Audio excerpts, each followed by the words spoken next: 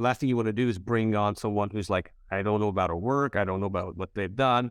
And so the more things you can do to ease that anxiety when you're climbing up the circles, that you'll show up on time, like, you'll show up on time and you'll do as you say, and you'll leave as a professional. The more things you can do to ease those anxieties, the more opportunities get to you, right? And so getting stuff done, because, this is why the same casting directors work with the same directors all the time. Because the director's Right. like, I trusted this casting director. I know she knows what I want. I'm not bringing anybody else in. This is why I always say in a production, you have to interview everybody. I mean, even the makeup person. There is nobody you bring into your family without interviewing them. I mean, you just have to. Right. Biggest advice I could ever give to any creator who's creating a project is like, you interview fucking everybody. I mean, everybody, because you just don't know who's going to be that weirdo.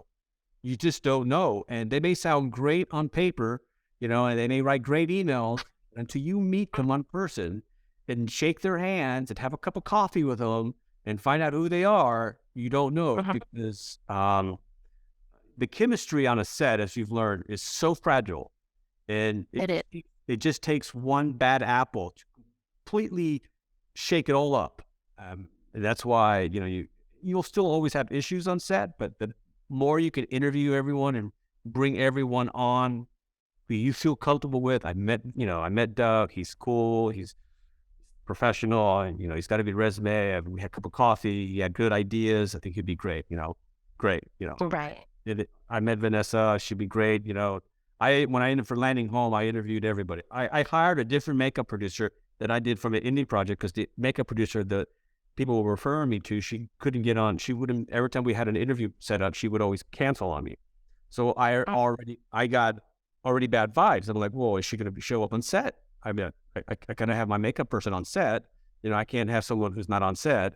And so you start reading through the tea leaves, how they behave, and you can read that, in an interview. You can't, if you just say, oh, well, Doug recommended, Joe Lewis for, sound, you better meet that sound person.